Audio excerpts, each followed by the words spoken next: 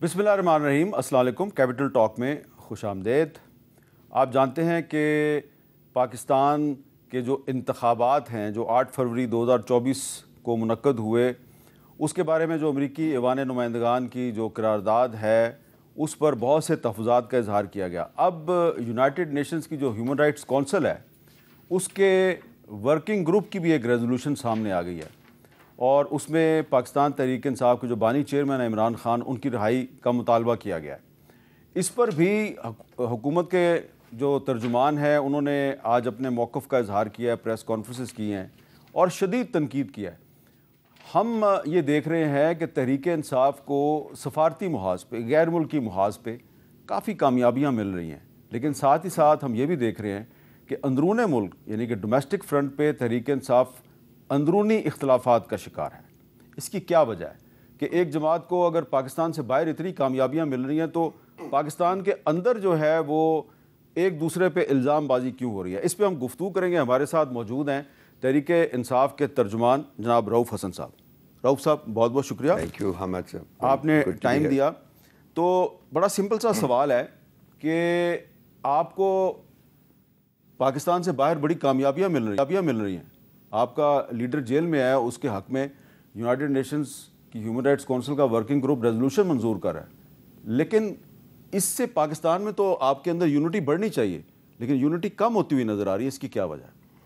Thank you हमद साहब, बड़ी मेहरबानी आपकी। मैं इसको इस तरीके से शायद ना देखूं। 2 साल में पाकिस्तान तहरीक इंसाफ के साथ जो कुछ हुआ है, मैं उससे बयान मेरा ख्याल करना मेरे लिए ज़रूरी नहीं है, और ख़ास कर 9 मई के साथ के बाद हमारे पार्टी को जो तोड़ने की कोशिशें की गई और जो अभी तक जारी और सारी हैं, वो आपको मुझसे शायद ज़्यादा उसके बारे में इल्म हो। वो कोशिशें अभी ख़त्म नहीं हुई और वो जारी हैं। रिसेंटली कुछ लोगों को लॉन्च किया गया, मैं नाम नहीं लूँगा उनका, और उन्होंने एक उनको मीडिया के ऊपर भी खासी पजीराई हुई है उनकी, और उन्होंने एक नैरेटिव जो है वो बिल्ड करने की कोशिश की है पार्टी के बारे में।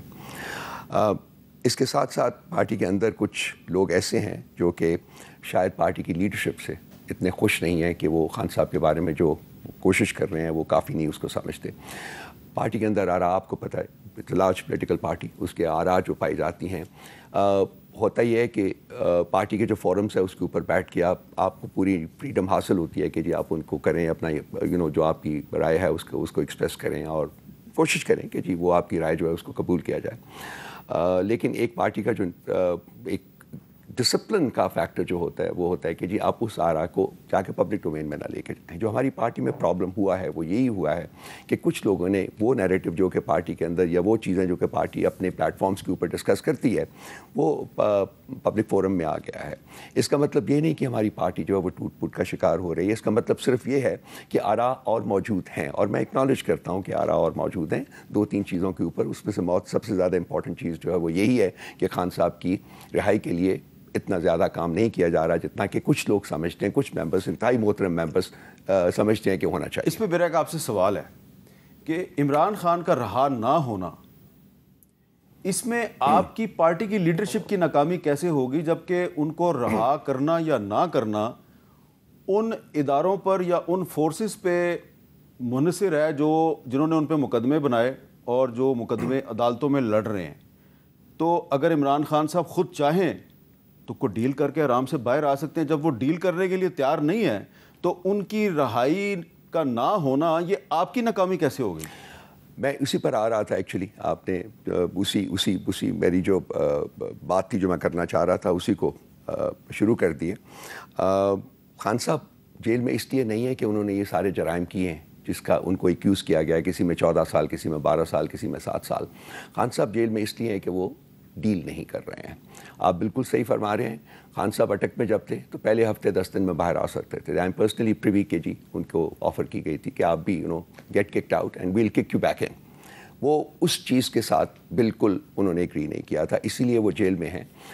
अब एज ए पॉलिटिकल पार्टी हमारी लिमिटेशंस हैं। हमको गन उठा के तो नहीं जा सकते वहाँ अडयाला जेल में कि जी चलाएं इस गन को और खान साहब को छुड़ा लीजिए। हम पार्लियामेंट के अंदर जितनी भी हमसे कोशिश हो सकती है हम कर रहे हैं।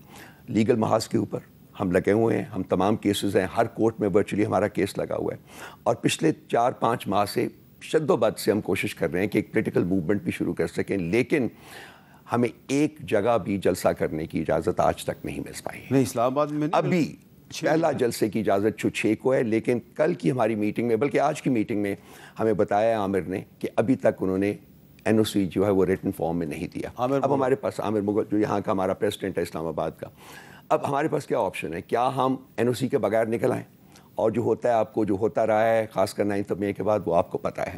سو جو لیڈرشپ ہے اس کی اپنی لمیٹیشنس ہیں.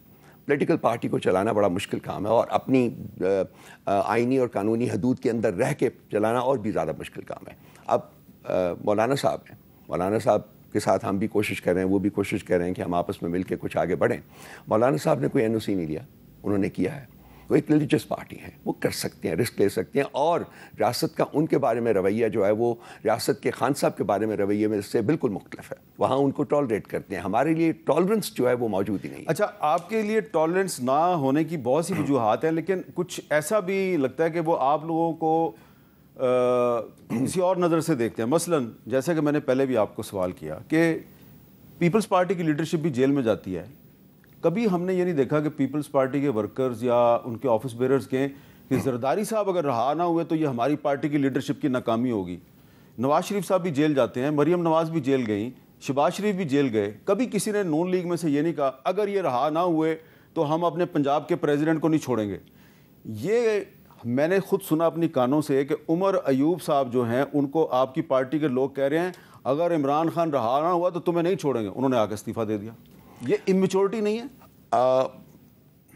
سوال کا جواب میں تھوڑی دیر میں بات دیتا ہوں. یہ صرف عمر صاحب کی بات نہیں ہے. آپ میرا اگر آپ ٹویٹر ہینڈل دیکھ لیں تو اس کے اوپر بھی ایسی بہت ساری ہیں. آپ گوہر کا دیکھ لیں، وہ بھی پرابلمس ہیں. آپ شبلی کا دیکھ لیں، وہ بھی پرابلمس ہیں. ورچولی جتنی بھی اس وقت PTI کی ٹاپ لیڈرشپ ہے اس کے بارے میں ایک نیریٹو جو ہے وہ چل رہا ہے، اور بلکہ کافی دیر سے چل رہا ہے، جو کہ یہ تھریٹننگ نیریٹو ہے جس کا آپ ذکر بھی کر رہے ہیں کہ اس دن عدالت کے باہر وہ ہوا. امیچورٹی آپ کہہ سکتے ہیں، امیچورٹی ہے، لیکن میں فیل کرتا ہوں کہ ایک orchestrated propaganda ہے جو کہ جو اداروں کے ٹاؤٹس جو ہیں وہ ہمارے خلاف انہوں نے سوشل میڈیا کے اوپر بھی کیا ہوا ہے، اور اس قسم کی سچویشن جو کہ عدالت کے باہر ہوئی ہے وہاں بھی کیا گیا ہے. کوئی بھی پولیٹیکل پارٹی جو ہوتی ہے اس کی لیڈرشپ جو ہے افورڈ نہیں کر سکتی، خاص کر عمران خان جیسے لیڈر کے لیے، کیونکہ ہم تو لٹرلی دیکھیں، میں PTI از عمران خان اور کچھ بھی نہیں ہے. کسی اور لیڈر کی کوئی حیثیت ہی نہیں ہے اس پارٹی کے اندر. میں اس پارٹی میں ساتھ منسلک ہوں، جب یہ شروع ہوئی تھی اس سے بھی پہلے سے خان صاحب کے ساتھ میرا زمانے سے میرا ایک تعلق رہا ہے.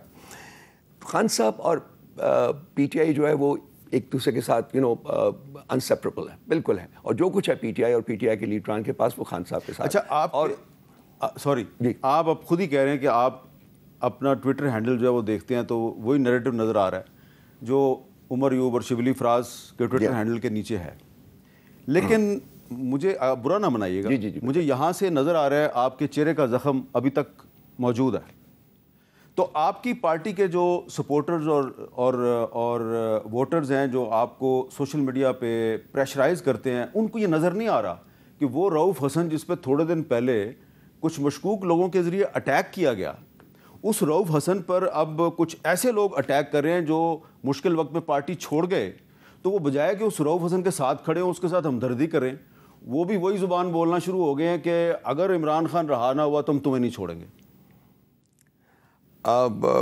تکلیف کا مقام ہوتا ہے. I'll be very honest with you. بعض دفعہ میں I go moist thinking of this کہ کیا کہا جاتا ہے، غدار کہا گیا مجھے. کہہ رہے ہیں، سب کہہ رہے ہیں. کون ہے یہ لوگ؟ میں نہیں فیل کرتا کہ وہ پارٹی کے لوگ ہیں. یہ میری کنوکشن ہے کہ وہ پارٹی کے لوگ نہیں. جینون آئیڈیالوگس جو پارٹی کے ہیں وہ یہ کبھی نہیں کہیں گے. یہ وہ لوگ ہیں بیسیکلی جو کہ ایک ویوز میں ہمارے اوپر چھوڑے جاتے ہیں، اور کچھ لوگ ہیں جو کہ کنسسٹنٹلی، ان میں سے دیکھیں گے زیادہ تر لوگوں کے نام بھی نہیں ہیں. وہ ان کا جو ٹویٹر DP ہوتا ہے اس میں نام نہیں ہے ان کا کوئی. تو تکلیف تو ہوتی ہے، لیکن میں اس کو نہیں ڈینائی کروں گا. لیکن میں فیل کرتا ہوں کہ ہم ریکنسائل کر گئے ہیں کہ یہ ہے. اس کو جو لوگ آپ کو اٹیک کر رہے ہیں آج کل، آپ کی پارٹی چھوڑ کے چلے گئے تھے، ان کو پارٹی میں واپس لانے کے لیے باقاعدہ ایفرٹ ہو رہی ہے. جی ہاں بالکل. اس کا مطلب ہے ان کو پارٹی کے اندر سے سپورٹ حاصل ہے. جی ہاں پارٹی کے اندر سپورٹ مجھے نہیں پتا کہ ہوگا، لیکن دیکھیے اگر ایک شخص پارٹی کے اندر رہتا ہے 4 5 6 سال تو لازمی بات ہے کہ اس کی دوستیاں اس کے ساتھ افیلیشنز تو ہو جاتی ہیں، لیکن میں نہیں فیل کرتا کہ پارٹی میں یہ نیریٹو کہ یہ لوگ واپس آئیں اس کے لیے اس کی کوئی پذیرائی ہے، بلکہ ڈومیننٹ جو ہے نیریٹو اس وقت وہ یہی ہے کہ ان لوگوں کو واپس نہیں لینا چاہیے۔ اور یہ آپ کی کور کمیٹی کے اجلاس میں کوئی ڈسکشن ہوئی ہے اس پہ؟ جی ہاں، کل لمبا ہمارا اجلاس ہوا تھا، اس میں بالکل یہ ڈسکس کیا اور ان ڈیٹیل ہوا ہے، اور خاصی اٹینڈنس تھی کل، میرا خیال اباؤٹ 50 پیپل وہ پریزنٹ ان دیٹ۔ اس میں سب کے اوپر بعد میں ایک یونینیمس ریزولوشن پاس کیا ہے کہ ان لوگ جو ہے ان کو پارٹی سے نکالا جا چکا ہے۔ اور بائی دا وے میرے پاس یہاں اس کے وہ ٹرمینیشن لیٹرز ان کے پڑے ہوئے ہیں جو لوگ اس وقت آئے ہوئے ہیں، میں نام نہیں لوں گا ان کا، اور یہ کہ جی ان کا پارٹی میں واپس کوئی مقام نہیں ہے، اور ان کی جو اسٹیٹمنٹس ہیں وہ ایریلیونٹ ہیں اور انکانسیکوینشل ہیں، اور ان کو یہ کہا گیا ہے کہ خان صاحب سے بھی انہوں نے یہی کہا ہے کہ جی ان لوگوں کو واپس لانے کے لیے کوئی اسٹیپس نہ لیے جائیں، اور خان صاحب نے بائی دا وے کسی اسٹیج کے اوپر نہیں کہا کہ ان کو واپس لیں گے، انہوں نے صرف یہ کہا ہے کہ ان کے بارے میں فیصلہ ہے اس وقت کروں گا جب کہ میں باہر آؤں۔ لیکن وہ دعویٰ کرتے ہیں کہ جی انتظار پنچھوتا کے ذریعے مجھے میسج ملا کہ آپ کو عمران خان صاحب بلا رہے ہیں، جب میں ملنے کی کوشش کی تو میری ملاقات نہیں ہونے دی گئی۔ انتظار پنجوتا سے میری پرسوں بات ہوئی تھی جب اس کا نام آیا تھا، اور اس نے کہا جی کہ رؤف بھائی میں نے بالکل یہ کوئی بات ان کو کبھی نہیں کی، یہ اس شخص نے مجھے کہا ہے، میں آئی ٹرسٹ ہم، تو اس لیے میں کسی کو جھوٹا نہیں کہوں گا، لیکن حقائق جو ہیں وہ بالکل۔ آپ نام نہیں لے رہے، لیکن میری ایک مجبوری ہے، ایک جرنلسٹک ریکوائرمنٹ ہے کہ آپ سے سوال کرنے کے لیے مجھے وہ ایک کلپ چلانا پڑے گا، اس میں جو لینگویج ہے وہ بڑی قابل اعتراض ہے، میں آپ سے معذرت خواہ ہوں، لیکن آپ پلیز اگنور کر دیجیے گا میری گستاخی کو۔ لیکن میں چاہ رہا ہوں کہ رؤف صاحب جو ہیں ان کا جو رائٹ آف رسپونڈ ہے وہ آپ تک پہنچے، لیکن پہلے آپ ذرا سن لیں کہ ان کے بارے میں کہا کیا گیا ہے۔ جو تحریک انصاف کی اس وقت کی جو لیڈرشپ ہے، رؤف حسن اور حامد خان ٹائپ جو لوگ ہیں، یہ وہ چوہے ہیں جنہوں نے کہ اس وقت آ کے تحریک انصاف کو اندر سے کھانا شروع کر دیا، اور میں یہ سمجھتا ہوں کہ یہ جو پیڈ سپوکس پرسن ہیں اور یہ جس طرح سے حامد خان ٹائپ لوگ ہیں، جب تک تحریک انصاف ان سے جان نہیں چھڑاتی ایک مضبوط اپوزیشن کا کردار ادا نہیں کر سکتی، اور عمران خان کو بھی چونکہ انہی لوگوں کا ایکسس ہے، ان کو غلط مشورے دیے جا رہے ہیں۔ سوری سر، لیکن پیڈ سپوکس پرسن کہہ رہے ہیں، اور ایک اور لفظ انہوں نے استعمال کیا وہ میں ریپیٹ نہیں کرتا۔ ریٹس تو وہ ہوتے ہیں جو jump the ship when it is wobbly and it is sinking, تو ریٹس تو یہ ہیں کیونکہ انہوں نے شپ جو ہے وہ جمپ کیا ہوا ہے، نمبر ایک بات۔ نمبر دو، یہ پیٹ کے اوپر میں کامنٹ نہیں کروں گا because it is so ridiculous کہ میں سمجھتا ہوں کہ میرے لیے چھوٹا پان ہوگا کہ میں اس کا جواب دوں۔ دیکھیے میرے پاس یہ ہے، اگر آپ چاہیں تو یہ بے شک چلا دیتی ہے، ان کے لیے جو صاحب جن کا آپ نے یہ سنایا ہے، ان کو باقاعدہ لاسٹ ایئر ٹرمینیٹ کیا جا چکا ہوا ہے، اور اس وقت اس جو لیٹر آف ٹرمینیشن ہے اس میں کہا گیا ہے کہ آپ نے ایک اور پولیٹیکل پارٹی جوائن کر لی ہے، اس لیے اب آپ کا پی ٹی آئی میں کوئی شعبہ نہیں ہے، سو ان کا کوئی رائٹ نہیں ہے۔ یہی کل ریزولوشن میں آیا کہ you have no moral right to comment on P T I. میں یہیں تک ہی کہنا چاہوں گا، کیونکہ اگر میں کاؤنٹر ایکوزیشن پہ پڑ جاؤں گا تو میں I was S C P M in the ministry of information, Hamid صاحب مجھے بہت کچھ پتہ ہے، بہت کچھ پتہ ہے، حکومت ہماری ہی تھی، سو میں نہیں چاہتا کہ میں انڈائریکٹلی بھی اپنی حکومت کے بارے میں کچھ کہوں، لیکن انفارچونیٹلی بہت کچھ ہوا ہے، اور رہنے دیں اس کو۔ اچھا، میرا خیال ہے آپ پر اٹیک جو ہے وہ اندر سے بھی ہو رہا ہے، باہر سے بھی ہو رہا ہے، تو ایک اور آپ کے ساتھی جو پارٹی چھوڑ کے چلے گئے، ایک دوسری پارٹی کے ٹکٹ پہ انہوں نے الیکشن لڑا، کبھی وہ بھی آپ کے بہت قریب تھے، آج انہوں نے ایک بہت دھواں دھار پریس کانفرنس کی ہے، اس میں انہوں نے ایک الزام لگایا، اون چودھری صاحب کا ایک الزام ہے، ذرا وہ سنیں وہ کیا کہہ رہے ہیں۔ 2016 میں ہم لنڈن جاتے ہیں اور وہاں پر ایک پی آر فرم ہائر کرتے ہیں، آج آپ دیکھتے ہیں کہ وہی صاحب وہاں بیٹھے پاکستان کے خلاف اسی پی آر فرم کو، ایسے لوگوں کو ایکٹیو کرتے ہیں جو anti state anti Pakistan movement میں ان کا ساتھ دے رہے ہیں۔ آپ کو پیسے جو دے رہے ہیں وہ ہمیں سب معلوم ہے، آپ کی منی ٹریل تک آپ کو ڈالروں میں جو پیسے ملتے ہیں، جو دبئی میں ملتے ہیں، آپ کا مقصد صرف یہ ہے کہ اس ملک میں انتشار پھیلے۔ اچھا، یہ جو ایک الزام پہلے بھی لگایا جا رہا تھا، اب دوبارہ ریپیٹ کیا جا رہا ہے کہ آپ نے باہر ایسی فرمز، لابنگ فرمز ہائر کی ہیں جو پاکستان کے خلاف اور پی ٹی آئی کے حق میں لابنگ کرتی ہیں، کیا یہ درست ہے؟ دیکھیں لابنگ فرمز پی ٹی آئی نے کوئی ہائر نہیں کیا. یہ ڈائسپورا ہے جو کہ پریڈامننٹلی پی ٹی آئی کو سپورٹ کرتا ہے, عمران خان کو سپورٹ کرتا ہے. یہ ان کی ایفرٹس ہیں اور وہ لگے ہوئے ہیں. جب سے ہماری حکومت کو ڈسمینٹل کیا گیا ہے وہ ڈائسپورا بہت اسٹرانگلی کام کر رہا ہے. اور یہ جو آپ نے جس 2 ریزولوشنز کا ذکر کیا آپ نے ابتدائیہ میں, یہ بھی انہی کی کوششوں سے, انہی کے ایفرٹ سے سامنے آئی ہیں. پی ٹی آئی کے پاس تو ورچولی پیسے کیوں نہیں ہے, کیونکہ ہمارے پیسے جو آتے ہیں, جو لوگ بھیجتے ہیں, ان کی فیملیز کو یہاں ٹارگٹ کیا جاتا ہے, ان کو پکڑ لیا جاتا ہے, ان کو اٹھا لیا جاتا ہے. میرے پاس ہیروئنگ ٹیلز ہیں. حامد صاحب کبھی بیٹھیے گا, میں آپ سے پرسنلی شیئر کروں گا کہ ان کے ساتھ ہوتا کیا ہے.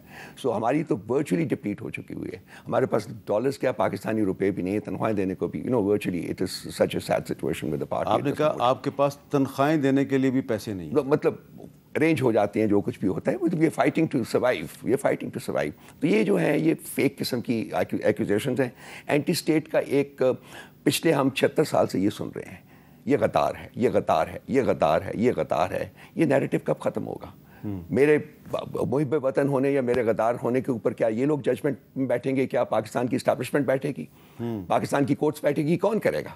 یا میں پچھلے جو 74 سال سے 73 سال سے زندگی گزار رہا ہوں, آپ اس کا دیکھیے کہ میں نے کیا کیا ہے, کیا کنٹریبیوٹ کیا ہے, کیا دیا ہے. تو یہ ختم ہونا چاہیے کہ جی ہم کھڑے ہو کے کہیں کہ تم غدار ہو, تم غدار ہو, میں محب وطن ہوں. یہ محب وطن نہیں ہے.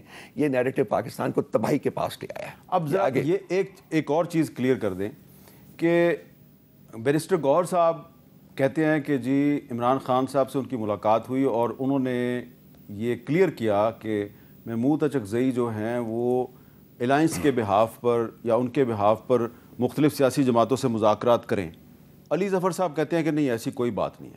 تو being the spokes person of the party آپ کیا کہیں گے؟ 2 چیزیں میں دونوں بیان کر دیتا ہوں. نمبر 1, پی ٹی آئی کا سٹانس یہ ہے کہ ہم پاکستان کی ہر پولیٹیکل پارٹی سے انگیج کریں گے ایکسیپٹ دوز 3 پارٹیز جنہوں نے کہ مینڈیٹ چوری کیا ہوا ہے, پاکستان مسلم لیگ, پیپلز پارٹی اور MQMP.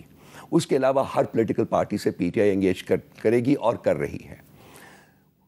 محمود خان اچکزئی صاحب نے خان صاحب کو میسج بھجوایا تھا کہ میں چاہتا ہوں کہ میں سب پولیٹیکل پارٹی سے انگیج کروں, کیونکہ basically we are a political party in north.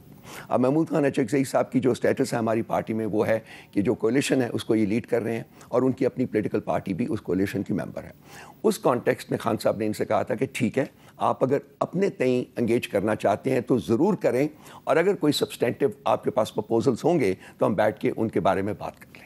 This is the long and short of it. اچھا, اب وہ جس الائنس کا آپ ذکر کر رہے ہیں اس الائنس میں مولانا فضل الرحمان صاحب کو بھی شامل کرنے کی کوشش ہو رہی ہے اور بھی جماعتیں جو ہیں ان کو کانٹیکٹ کرنے کی کوشش ہو رہی ہے. تو کیا اس الائنس کی طرف سے ابھی تک کوئی بہت بڑی اناؤنسمنٹ نہ ہونا یا مولانا فضل الرحمان کا اس میں نہ آنا, اس کی وجہ یہ ہے کہ پی ٹی آئی کے اندر کسی معاملے پہ کنسنسس بہت مشکل کام ہے؟ مولانا صاحب کی پارٹی اور ہماری پارٹی کا جو تعلق ہے, میرا نہیں خیال کہ اس کو مجھے ایکسپلین کرنے کی ضرورت ہے. ماضی میں جو رہا ہوا ہے بہت بڑا خلا تھا ہم دونوں کے درمیان, تو پچھلے کچھ مہینوں میں جو یہ خلا کافی حد تک عبور ہو گیا ہے. ہم کافی ایک دوسرے کے ساتھ مطلب کافی یا آہنگی جو ہے وہ آئی ہے. کچھ خدشات تھے ان کے ذہن میں اس کو ڈیفائن نہیں کروں گا, معاف کیجیے. نہیں, مجھے پتہ ہے وہ آپ جانتے ہوں گے. آپ وہ خدشات جو ہیں ہم ریموو کرنے کی کوشش کر رہے ہیں. ابھی اس پروگرام میں آنے سے پہلے ہماری میٹنگ ہوئی ہے جو پولیٹیکل انگیجمنٹ کمیٹی ہے جس کا میں بھی ایک فرد ہوں. تو یہ ہمیں ڈسکس کیا ہے اور ہم نے یہ فیصلہ کیا ہے کہ کل اسد قیصر صاحب ان سے کہیں گے کہ جی ہم ایک میٹنگ جو ہے آئندہ کچھ دنوں میں کر لیں, اور وہ جو ان کے خدشات ہیں اور جو ہمارے خدشات ہیں ان کو ہم کوشش کریں کہ ریموو ہو جائیں. میں آپ کو یہ بتا دینا چاہتا ہوں اور بڑے وثوق کے ساتھ بتانا چاہتا ہوں, Maulana sahab is willing to go the full distance with us and we are willing to go the full distance with them. ٹھیک ہے, کچھ چھوٹے چھوٹے مسئلے ہیں. مثلاً ہم کہتے ہیں کہ مینڈیٹ ریسٹور ہونا چاہیے, وہ کہتے ہیں نئے الیکشنز کی طرف جانا چاہیے. یہ ایک ہمارے درمیان ہے جو کہ ہم انشاءاللہ تعالیٰ اس اپنے آئندہ آنے والی میٹنگ میں اور جمعرات کو جب ہم جائیں گے خان صاحب سے ملنے تو خان صاحب کی ڈائریکشن بھی ہم لیں گے اس مسئلے کے اوپر. یہ سب سے بڑا ایک ڈائیورجنٹ پوائنٹ ہے جس کو کہ ہم نے ریکنسائل کرنا ہے. مینڈیٹ کی ریسٹوریشن کی توقع آپ کو سپریم کورٹ سے ہے؟ اگر ہے تو صرف سپریم کورٹ سے ہے جی. اگر ہے تو میں فیل کرتا ہوں کہ جی اس میں جو ان ٹرائبیونلز کا رول پچھلے 40-50 سالوں میں آپ دیکھ لیجئے, کبھی انہوں نے الیکٹورل جو ڈسپیوٹس تھے ان کو 5 سال کے عرصے میں بھی نہیں حل کیا. اور آپ تو میں کہتا ہوں کہ سوال ہی پیدا نہیں ہوتا کہ یہ کریں, بیکاز پی ٹی آئی کے بارے میں جو اسٹیبلشمنٹ کا رویہ ابھی تک ہے وہ اس چیز کے اس میں کوئی اسپیس ہی نہیں ہے اس کی کہ یہ ٹرائبیونلس جو ہیں وہ. اور پچھلے 5 6 7 8 دن میں جو ہو رہا ہے سپریم کورٹ میں, اس میں آپ نے دیکھ لیا کہ مطلب کچھ لوگ, میں اگین وہ کنٹمپٹ آف کورٹ نہ ہو جائے, وہ کچھ لوگ جو ہیں actually election commission of Pakistan کا کیس خود فائٹ کر رہے ہیں وہاں بیٹھے ہوئے ایز ججز. تو یہ معاملات اگر ہوں اور ایک نفرت کی جو دیوار ہے اس حد تک کھڑی کر دی جائے تو میرا خیال ہے کہ آپ انصاف کی توقع نہیں کر سکتے. لیکن اگر ہمیں توقع ہے تو وہ سپریم کورٹ لیول کے اوپر ہے, وہیں سے مل سکتی ہے, ادروائز نہیں. اچھا, اب آخر میں آپ یہ بتائیں کہ آپ کو لگ رہا ہے کہ اگلے 2 مہینے میں 3 مہینے میں عمران خان صاحب ریلیز ہو جائیں گے؟ ریلیز تو انہیں اگلے 15 دن میں ہو جانا چاہیے, کیونکہ 4 کیسز میں سے ایک کیس رہتا ہے, صرف 3 میں ان کو ریلیف مل چکا ہوا ہے, بیل ہو چکی ہوئی ہے. وہ ہے عدت کا case, which possibly is the most shameful case جو کہ پاکستان کی تاریخ میں کسی شخص کے خلاف کیا گیا ہے. اس میں بھی 3 ہفتے پہلے وہ ججمنٹ آ جانی تھی, لیکن جب ان کو پتہ چلا کہ ججمنٹ کیا ہے تو انہوں نے جج کے ساتھ جو کیا وہ آپ کے سامنے, آپ کو پتہ ہے, چینج کیا. جج دوسرا آیا, اس نے ٹیکنیکل گراؤنڈس کے اوپر ہماری جو بیل اپلیکیشن تھی اس کو ناک آؤٹ کر دیا. اب 11 یا 12 تاریخ کو اس کیس کی ہے, اور اگر وہ میرٹ کے اوپر سنا جائے گا, ہائی کورٹ میں جانا ہے اب, تو میرا خیال ہے کہ خان صاحب کو ریلیف مل جائے گا. So technically, theoretically, potentially Khan sahab آئندہ 15 سے 20 دن کے اندر رہا ہو سکتے ہیں. لیکن کیا وہ رہا ہوں گے, دیٹ از مور امپورٹنٹ. میں فیل کرتا ہوں کہ ان کو ڈیفینیٹلی اس وقت تک جو اسٹیبلشمنٹ کا سٹانس ہے اس میں کوئی ایز سچ اسپیس نہیں نظر آتی, کم از کم مجھے, کہ خان صاحب کو وہ باہر آنے دیں گے, کیونکہ خان صاحب ان کو اسپیس دینے کے لیے تیار نہیں. بالکل صحیح بات. تو وہ خان صاحب کو اسپیس دینے کے لیے تیار, بالکل صحیح بات, 100%. اور بیچ میں پھنس گئے ہیں آپ. میں پھنسا نہیں ہوں جی, میں تو I am committed to Khan صاحب, اور انہی کے ساتھ تھا, انہی کے ساتھ ہوں. بہت بہت شکریہ رؤف حسن صاحب نے ہمارے ساتھ گفتگو کی. اور وقفہ لیتے ہیں, اور وقفے کے بعد ہم سینٹ میں مسلم لیگ نون کے پارلیمانی لیڈر سینیٹر عرفان صدیقی صاحب سے بات کریں گے, کیونکہ انہوں نے آج اپنے کالم میں لکھا ہے کہ جو امریکی ایوان نمائندگان کی قرارداد ہے یہ پاکستان تحریک انصاف کی ایک بہت بڑی کامیابی ہے, اور یہ کہا ہے کہ یہ ویسی ہی کامیابی ہے جیسے اسلام آباد ہائی کورٹ کے 6 ججز کا خط بھی تحریک انصاف کی بہت بڑی کامیابی ہے. تو سینیٹر عرفان صدیقی صاحب جو ہیں وہ 6 ججوں کے خط کو تحریک انصاف کی کامیابی کیوں قرار دیتے ہیں, اس پہ گفتگو کریں گے وقفے کے بعد.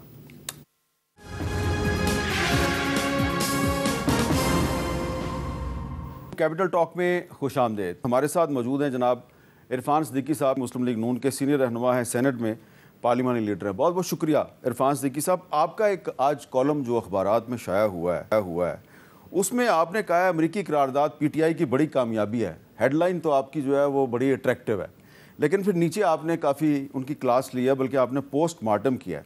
لیکن میرا سوال آپ سے یہ ہے کہ آپ نے بہت تنقید کیا ہے جو امریکی ایوان نمائندگان میں جو قرارداد منظور ہوئی. اگر امریکی ہاؤس آف ریپرزینٹیٹیوز میں الیکشن کے خلاف کوئی قرارداد منظور ہوتی ہے تو اس میں ہم سازش تلاش کر لیتے ہیں, اس کی ہم مذمت بھی کرتے ہیں. لیکن کوئی امریکی ادارہ جو ہے وہ پاکستان کی اکانومی کے بارے میں کوئی پازیٹیو بات کر دے تو ہم بڑے خوش ہوتے ہیں. آئی ایم ایف سے بجٹ بنوانا جو ہے وہ ہمیں قبول ہے, لیکن ایوان نمائندگان کی قرارداد پہ ہم ناراض ہو جاتے ہیں. کیا یہ کھلا تضاد نہیں؟ بہت شکریہ میر صاحب. میرے کالم کا آپ نے ذکر کیا, میں نے اس کو کامیابی بالکل لکھا ہے پی ٹی آئی کی, اور یہ ہے, اس میں کوئی شک نہیں ہے. ہم کتنی ہی تعویلیں کر لیں اور دلیلیں کر لیں, اگر 2013 میں ہمارے خلاف بڑا پروپیگنڈا ہوتا رہا, پھر 2018 کے انتخابات میں ہمیں بڑی شکایات رہیں, ہم یہ نہیں کر سکے.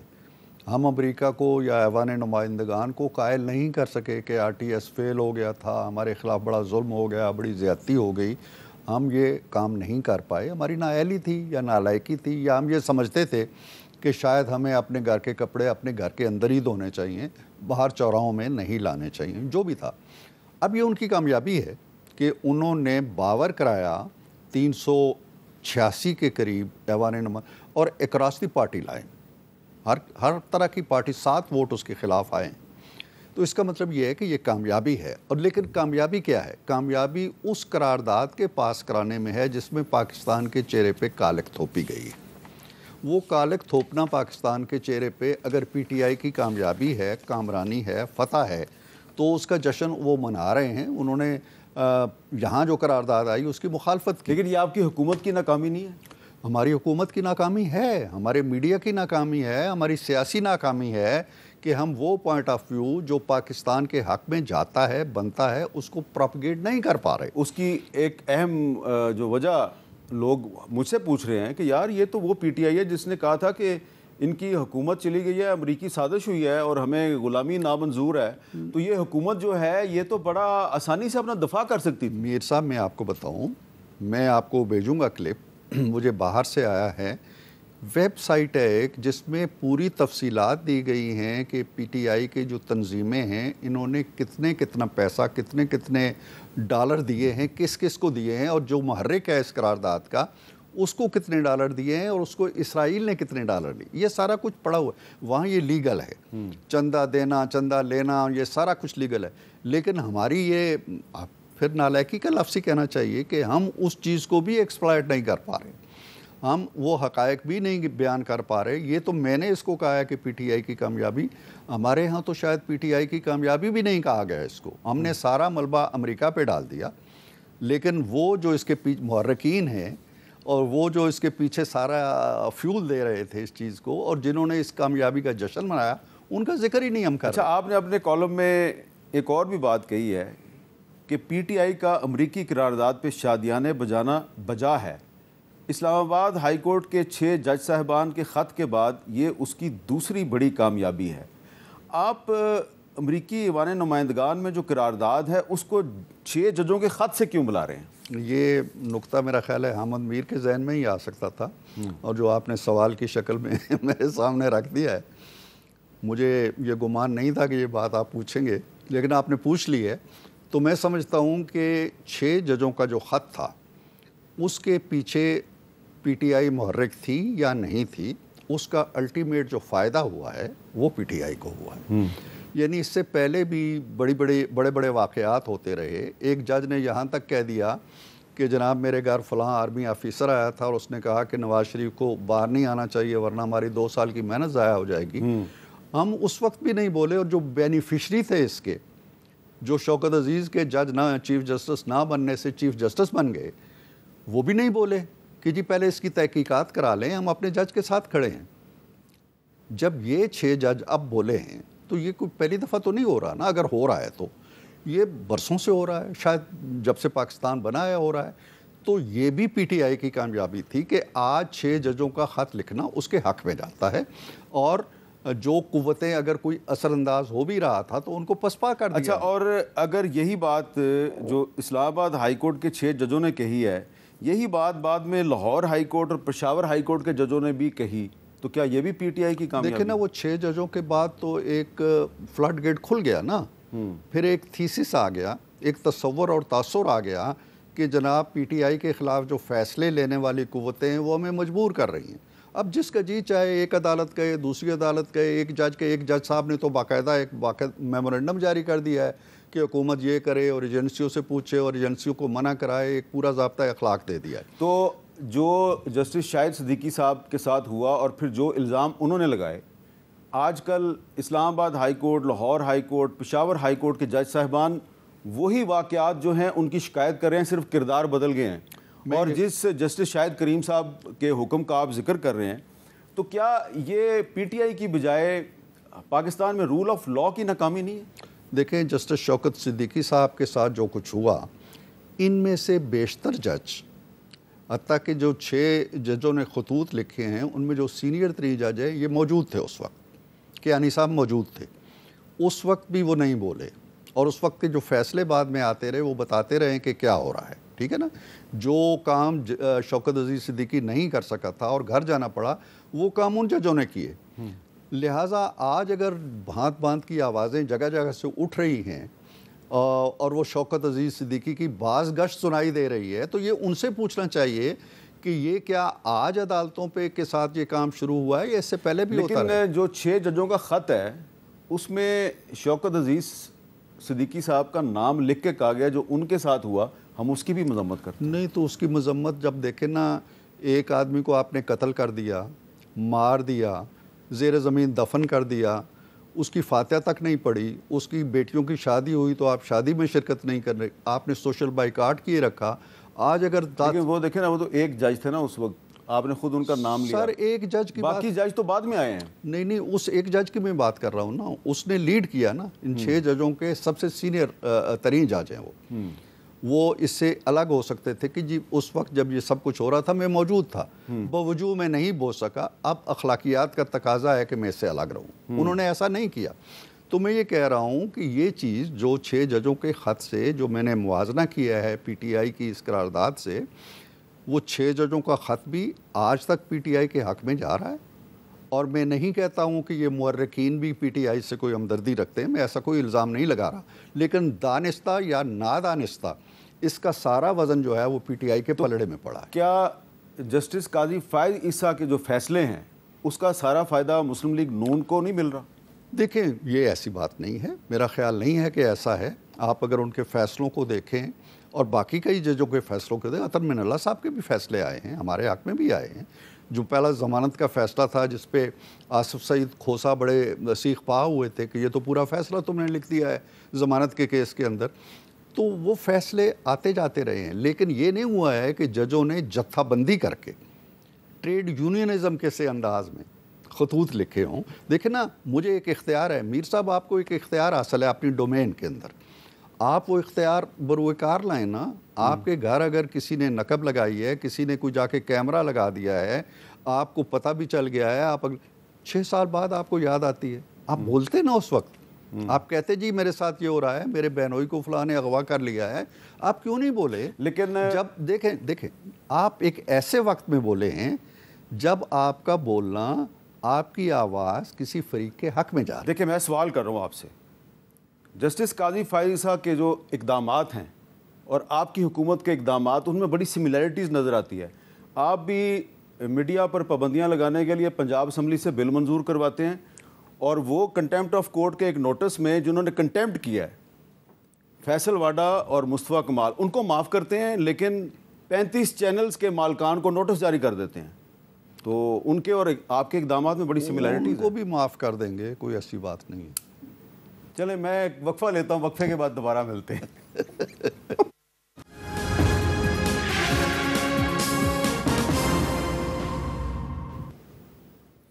کیپٹل ٹاک میں دوبارہ خوش آمدید. ہم بات کر رہے ہیں جناب عرفان صدیقی صاحب سے، سینٹ میں مسلم لیگ نون کے پارلیمانی لیڈر. اچھا، پہلے میں نے آپ کے کالم کا ذکر کیا. اب یہ بتائیں کہ یہ جو یونائٹڈ نیشنز کی ہیومن رائٹس کونسل کے ایک ورکنگ گروپ کی جو ریزولوشن منظور ہو گئی ہے، یہ بھی عمران خان صاحب کا نام لے کے کہہ رہے ہیں جو ان کے ساتھ بڑی زیادتی ہو رہی ہے، تو اب اس کو کیا کہیں گے آپ؟ یہ اسحاق ڈار صاحب جو ہیں وزیر خارجہ کے طور پہ، ان کی ذمہ داری نہیں ہے کہ وہ ان چیزوں کو دیکھیں؟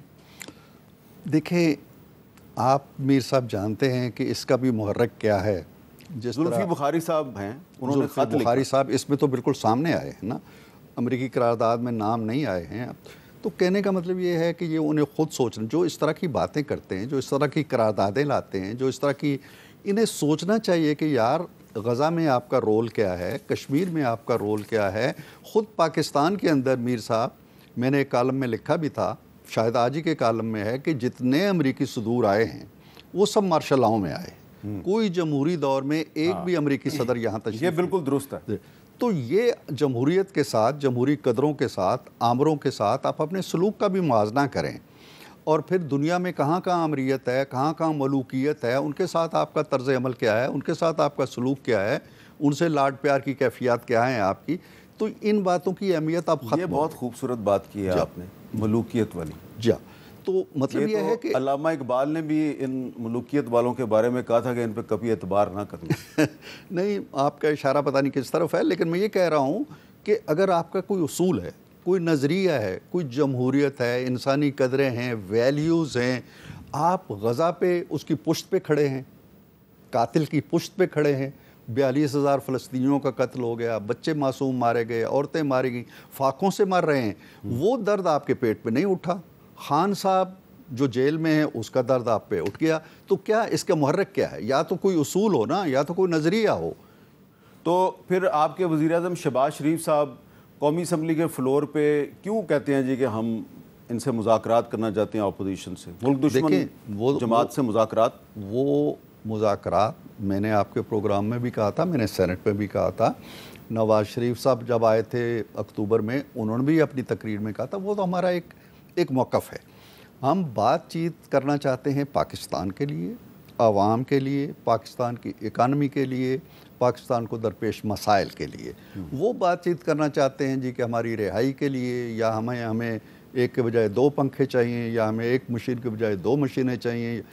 ہم ان چیزوں کو، یہ چیزیں وہ جانیں اور وہ جانیں جنہوں نے ان کو رعایتیں دیں. وہ اسی لیے کہتے ہیں کہ جی ہم نے آپ سے بات نہیں کرنی. انہیں پتہ ہے کہ یہ معاملات نہ ہم کیس ان کے معاف کر سکتے ہیں، نہ 9 مئی کو ہم لوح تاریخ سے مٹا سکتے ہیں.